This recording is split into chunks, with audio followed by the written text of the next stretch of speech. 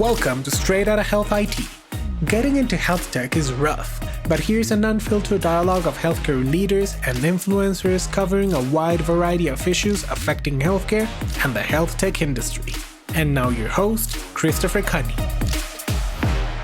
Hello, everyone. This is Christopher Cunny, and welcome back to another episode of Straight Outta Health IT. Today, we're going to be diving into the fundamentals of leadership. I'm so excited to have today an individual who I can call a friend, a colleague, and most importantly, an individual that is indeed a well-respected leader in her own right. She brings a wealth of experience and insight into this area around leadership. And without further ado, let me introduce you to Nora Osman. Nora is the CEO of Norvana, a dynamic leader known for her transformational approach to leadership. So who is this amazing superwoman? Let me share with you a little bit of her background. Nora is actually a very accomplished information technology service management executive with over 25 years of experience crossing various sectors, including insurance and software development and healthcare. She specializes in service management, design, implementation, operations, and support, and has a proven track record in IT operations, network support, and customer service strategies. Most recently, she directed the service management office at a major $7.5 billion healthcare system. Wow. Where she managed the IT needs of over 30,000 associates and played a key role in enhancing the IT service delivery for clinical care, education, and research for this organization. And this and other organizations, her focus always remains on elevating customer service in all IT service delivery strategies. She's nationally recognized within the service management community, and Nora is known for her thought leadership and being a change agent. Absolutely, I will attest to that personally. She actively contributes as a speaker, a leadership coach and mentor and author, and sharing her passion for building diverse teams and leveraging individual strengths and developing new leaders. And most exciting, she is actually an entrepreneur as well, too. She just launched her company recently called Norvana. So excited to hear more about that as well. And she is a very committed professional to growth, which is evident in her continuous education, having recently completed the Global CXO certification at Wharton School of Executive Education. And she holds a bachelor's degree in business management, as well as numerous certifications, including she's a certified ITIL expert.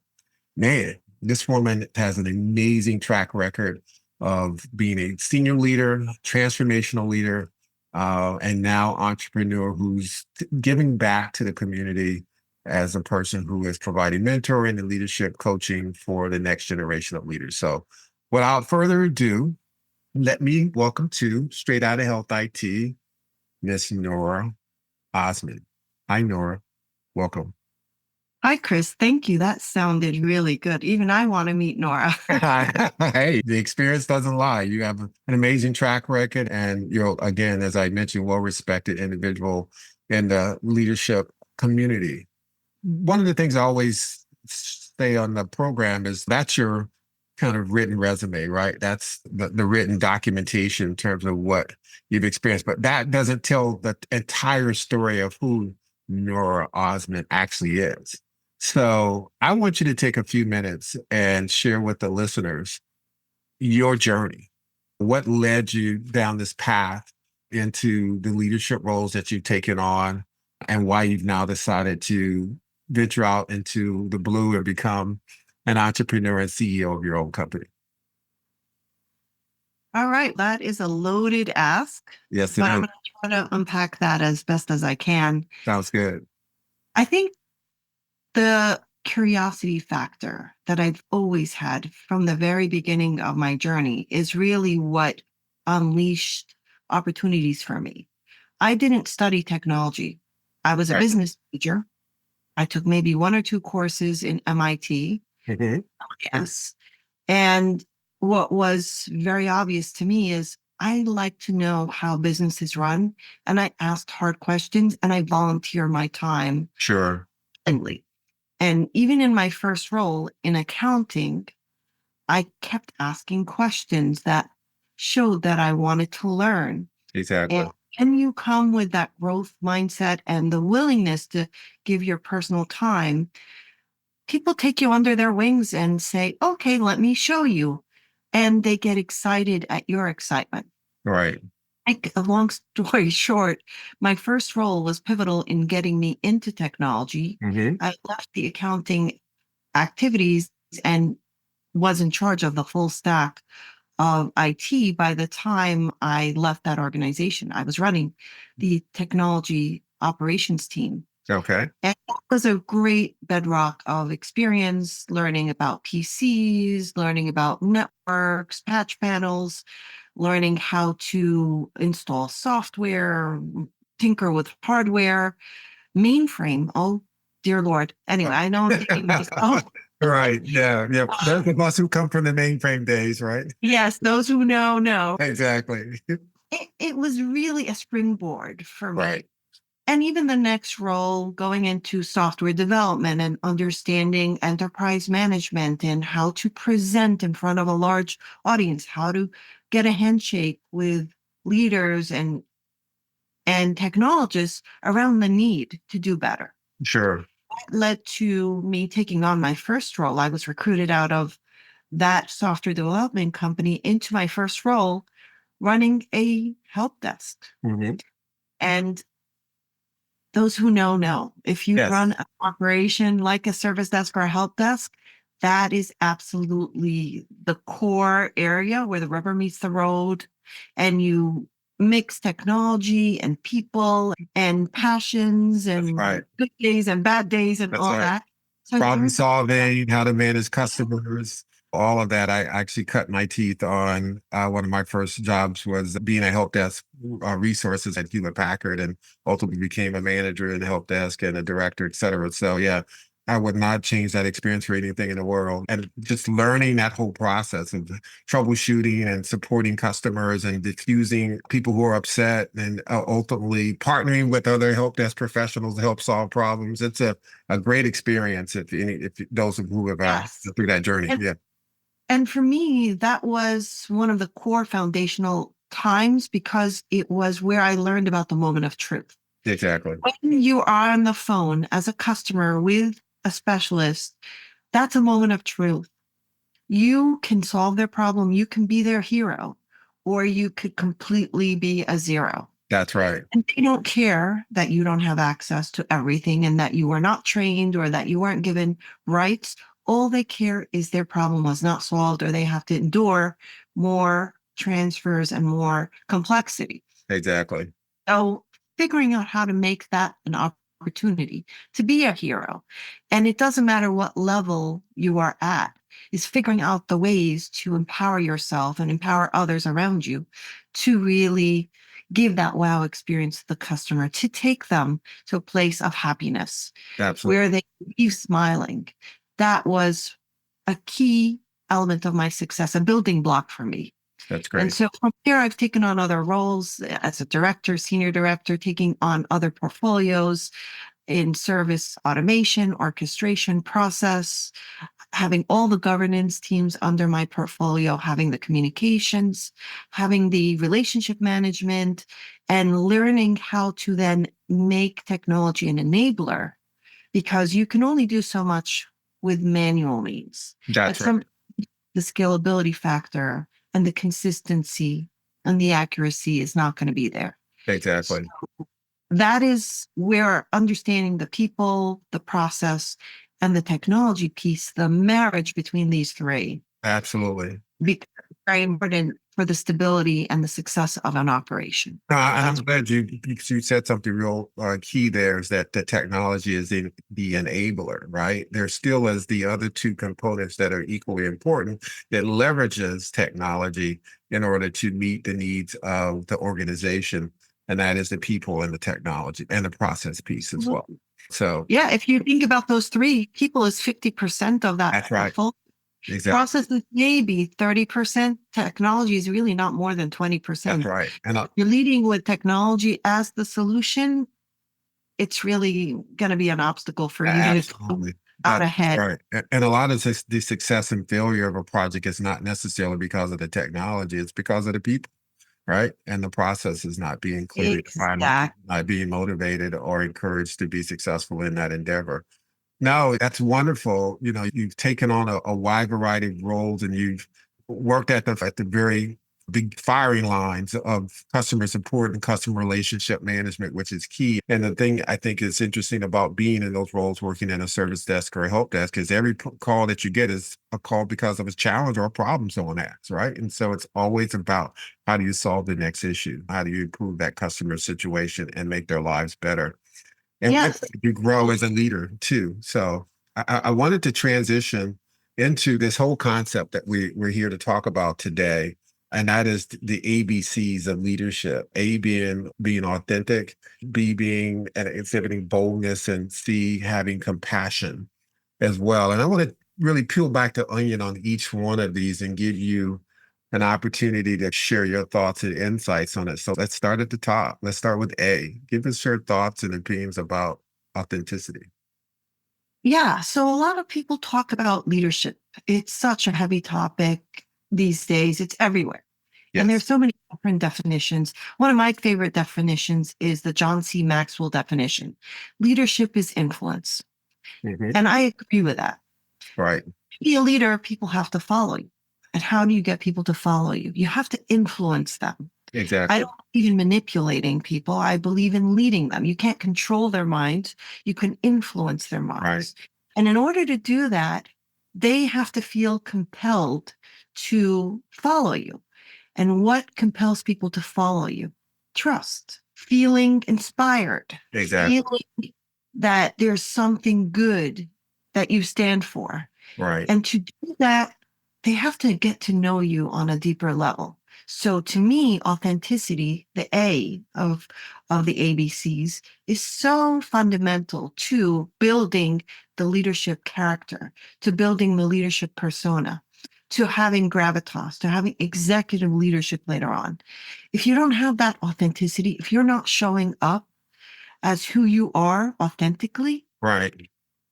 people are going to see through that. You're going to have a mixed bag of results. You're just Exactly.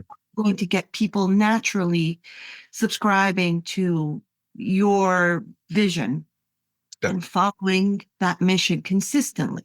Sure. They And you don't be on it. necessarily have to have a title either to exhibit leadership, right? Exactly. People that are direct line staff members or others that people look to as leaders within their own groups as well too, because of this ability to be authentic and to show their true self, and to show a value system that, to your point, inspires them to want to follow them and help them be successful.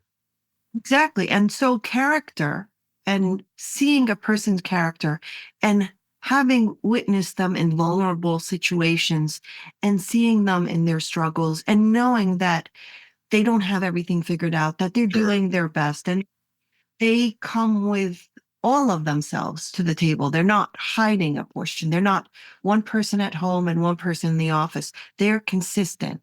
Exactly. That is so important. Right. That's why I say authenticity is key. Wonderful. And I lead with that. If you Wonderful. don't get the trust, it's an uphill battle. That's, Yep. to your point, that's the And foundation. then the B for boldness. Yes. No, go ahead. Yep. And then the B for boldness, I think, is also building on top of that. You have to have the courage to do things that are hard and to take a chance and to venture out there and to lead people through discomfort.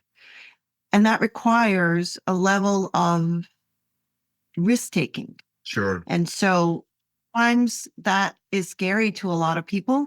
And the leader is the one who has to demonstrate that boldness Right. to allow others to rise behind them and do the same thing, maybe in a different capacity.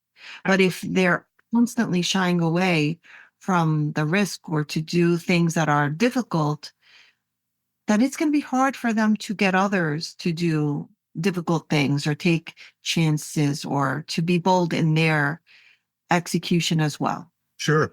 And having the ability to fail fast. There are times when you are bold and you take risk and they don't always work out. And so how do you continue to learn from those errors that you may have made by reaching out and doing and stretching yourself and feeling what I call failing fast? And that is every risk, being bold is not really a risk. It's a calculated risk as long as you can recover from it, learn from it, and move forward and be better because of it as well too. And that I think also inspires us Absolutely to take agree a with chance. that. Yeah, absolutely. Compassion. Yeah, I'm that sure that is growing as well too.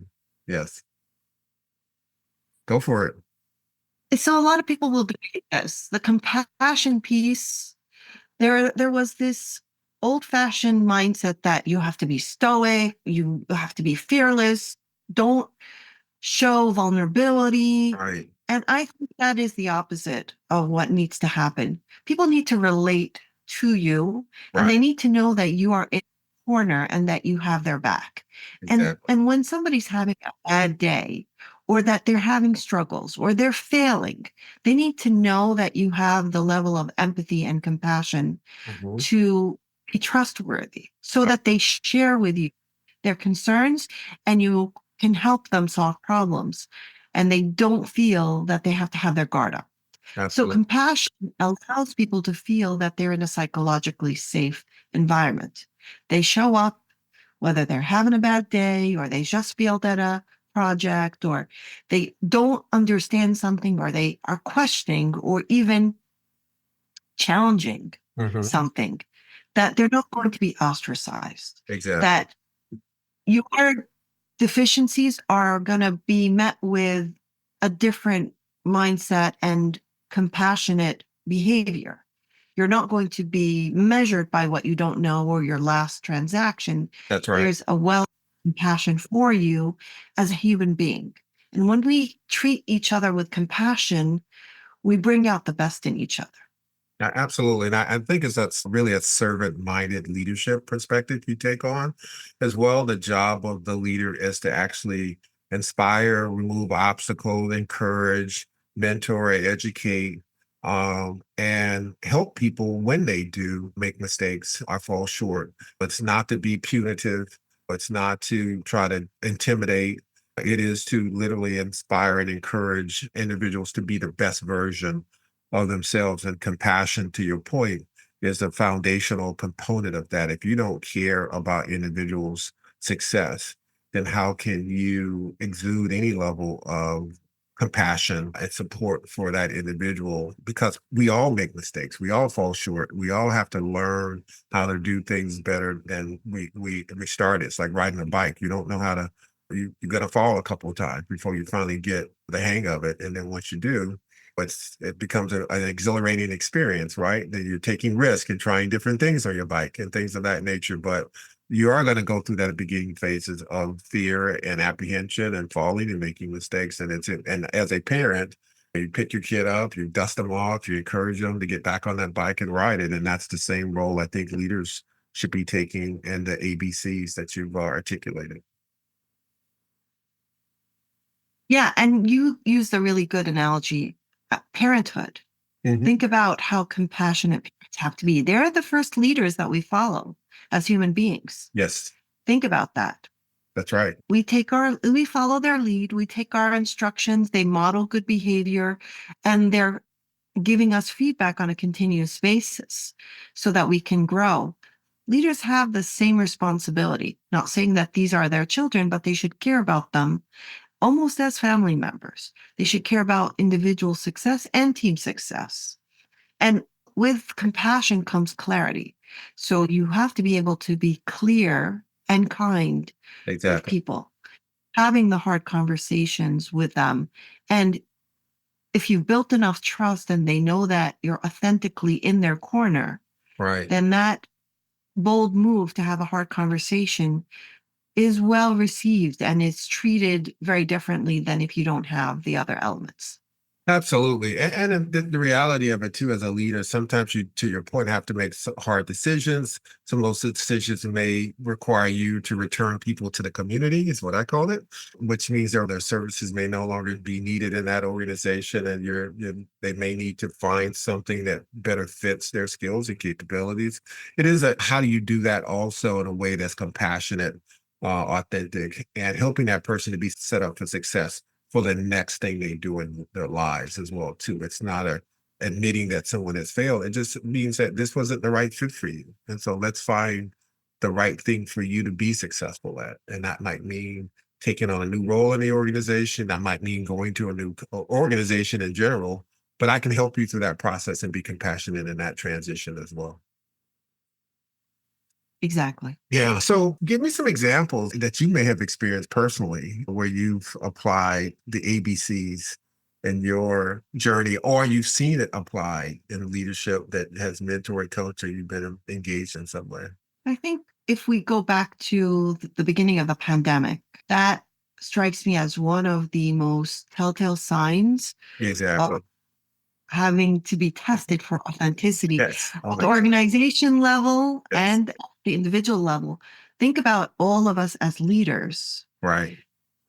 There's probably no better recent example that is across the world where we've been tested It's a for great. our leadership qualities, for Yes. authenticity, for bold moves, for Right. compassionate care, for kindness. I'll give you an example of Or how I lack thereof. demonstrated, or lack thereof. Right. At the time, I was still working at that large healthcare organizations. I had the teams that were boots on the ground. Mhm. They had to go in without masks in the beginning, without gloves, without PPE. And that was a very scary time for them. Sure. They put themselves at risk. That was a very difficult time to support them through that and to encourage them to continue to do what is right, even though it was not easy. Mhm. But beyond that, everybody was struggling. Everybody was trying to figure out how to survive, how to get medications, how to take care of kids and elderly people and those who are sick, and still make a living and still produce and provide a service. So That- that was probably the biggest test of our leadership qualities. And one thing I felt I needed to do at the time was have touch points with everybody. And I mean everybody, Mhm. every single person in my organization. I scheduled time with. Sure. I met them wherever they were. Some of them were in a car driving over to an assignment. Right. Others were in their homes. Some made it into the office.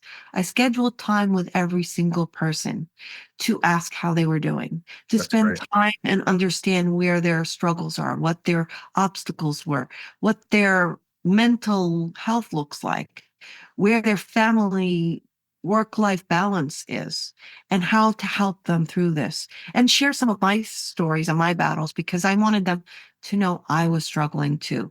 We're Ab- all going through it. Cameras on so they can see. I don't have it all figured out. I spent the first 3 weeks of the pandemic taking calls from my bed because I didn't even have a desk or a chair yet. Sure. So it's so important to be vulnerable and to be authentic with your people and let them know what you're going through and hear what they're going through fully and to be in their corner. No, I think And I feel pay dividends. Absolutely. And I appreciate you sharing the fact that you admitted to them, I don't have it all figured out. We're building a plane and flying it at the same time. And I need your help and support, ideas, insights on what's going well and what's not going well, any suggestions you might have. You're part of this process as well, too. And you play an integral component, figure all of this out. And so reaching out to those individuals on an individual level, to your point, gives us a sense of authenticity and compassion that you truly care and you're empathetic about their current situation as well. So beautiful example. And then showing up on site yourself when Right. everybody else is behind a screen. I went and I visited multiple hospitals. Right. I went and I met with leaders. I showed up with my own PPE once we had it as well. Led the charge to get them vaccinated, make sure that they got compensated for their exposure and get the necessary bonuses when the time came right. Sure. And every person was taken care of to the best of my ability. So I'm not saying I'm a hero. I'm just saying I experienced that test myself, and I felt compelled to exercise each of those characteristics in a unique way because that was a defining time for us. Oh, absolutely. And leading by example at the end of the day, to your point, demonstrates those the ABCs real time for individuals, and it inspires them to also continue to be bold, to have courage during this difficult time, because I see my leadership taking on a similar role as well too. And you never know who's watching you, who's imitating you, and who's using you as an inspiration as well too. So I commend you for your leadership in those areas. Now, I do want to take a spin again and give you an opportunity to share a little bit about this new journey you're on now as a entrepreneur and CEO of your own company now, Norvana. I love the name, by the way. So you have to tell us how you came up with the name. I think it's perfect for you. And then what does Norvana focus on, and what do you do to support your clients? So I'll tell you a little story about how the name Norvana came about. Right. And then I'll also share this is my third entrepreneurial. So Oh, okay. it's not my first rodeo, but Right. this is really the first one I'm going all in a grand way. Wonderful. Dave Norvana came in one day. We were in my office, my team, and we were whiteboarding. I'll say I was whiteboarding. I was so passionate about our roadmap. I was at the board for probably 20 minutes, drawing things and arrows and boxes and explaining things. And one of my direct reports was sitting there and had his hand on his face, and he was nodding and smiling. And I said, "What are you smiling about?" And he said, "I see where we're going with this. We have no idea where Nirvana is, so we're going to Norvana." I said, "What?" He said, "Yes, where you're taking us, the journey, that's Norvana." Later on, I heard somebody said, "Oh, you always share your vision with your people. That's their Nora start." So Right. the North Star is the North Star. I love it. And then to try to keep everybody intact, this is just my name. I didn't pick my name, obviously, but I've been making use of this name, and then putting the whole process together, getting the people together and designing things, putting people on Nora's arc. The whole Sure. thing Oh, was wow. all I love related. it. So it's all about the journey. Yes. That kind of stayed in the background for a long time. That was maybe 6 or 7 years ago that somebody came up with that. And when I exited my last role, I was at the pinnacle of developing customer experience, disruptive processes, and bringing technologies that were taking them on a totally different trajectory. Sure. And I found that to be my calling. Mhm. Every organization I worked in, I was always about making sure that the customer experience was front and center in everything we did. Right. Even during the pandemic, how we onboarded nurses. In other organizations, how we handled crisis management, how we looked at automating the distribution of new platforms or new technologies to them. To make it really simple, I wanted to always make sure that is core. And Right. so when I went forward with Norvana, it was around turning all those moments of truth into opportunities to be a hero for the business, Sure. to really an excessively positive smile experience. And to design that, I go back to the 3 S's. You need it to be simple, you need it to be solid, and you need it to be scalable. Right. That's how you get the smile.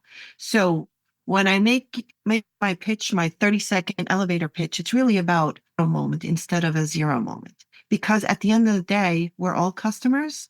At some point, we're on the receiving end. And when we're delivering service or products, we have to make sure that we are engaging with customers in a way to give them that customer experience that they crave and really deserve. So Nirvana is about helping with the people aspect, the process aspect, and the technology aspects to weave this beautiful experience so that it becomes a disruptive force for that organization. It becomes the edge. And when you think about the most successful organizations, they prioritize customer experience. The Yeah, Amazons, exactly. the Netflix. That's Think right. about it. It's about Yes. giving you that customer experience.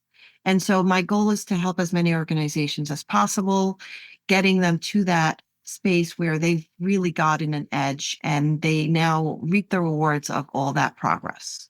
Well, I'm so excited for you and taking on this role and bringing your wealth of knowledge and experience and leadership to helping organizations transform and provide a higher level of customer experience to the folks that they support. If an organization was interested in learning more about Nirvana and the services and engaging you for those efforts, how would they reach you? I have my website up and there's an advisory section that includes testimonials, some case studies. To get to the website, it is www.getnorvana, Norvana.com, or just simply type noraosman.com and that'll get you there as well. And there you'll see what I do for customers through an advisory level service, but also what I could do to help professionals with their leadership journey and how I can coach them directly.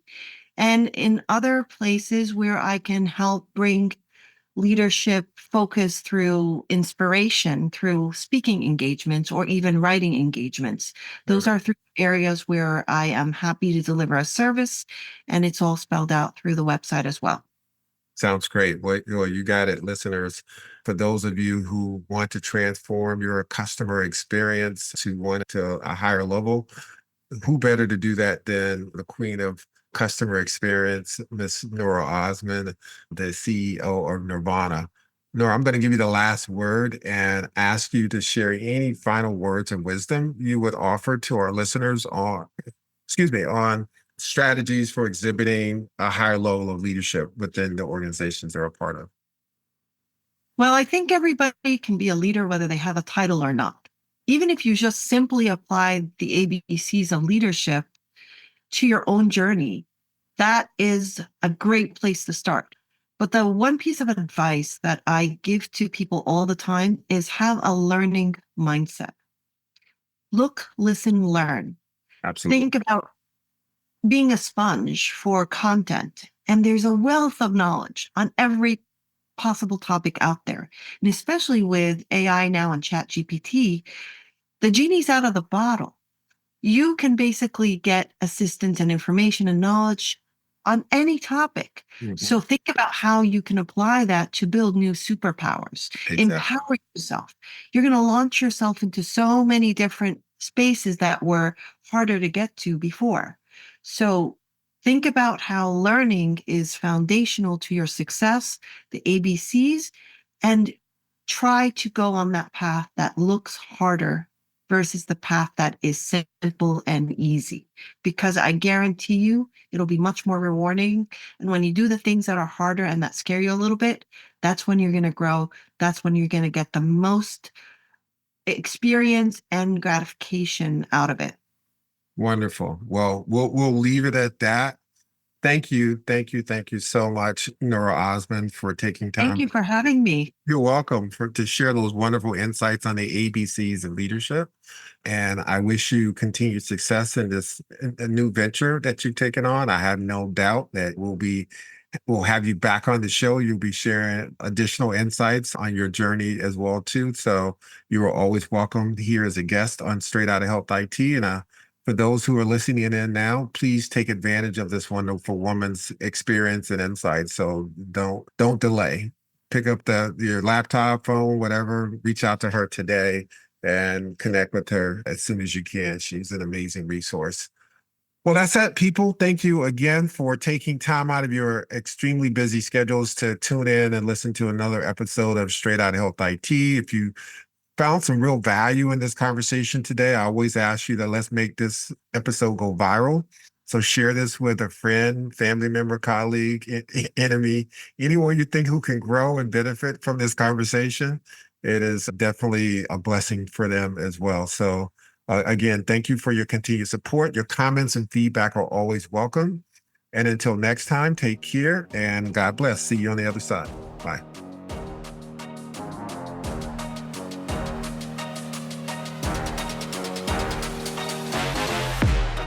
Thank you so much for listening to Straight Outta Health IT.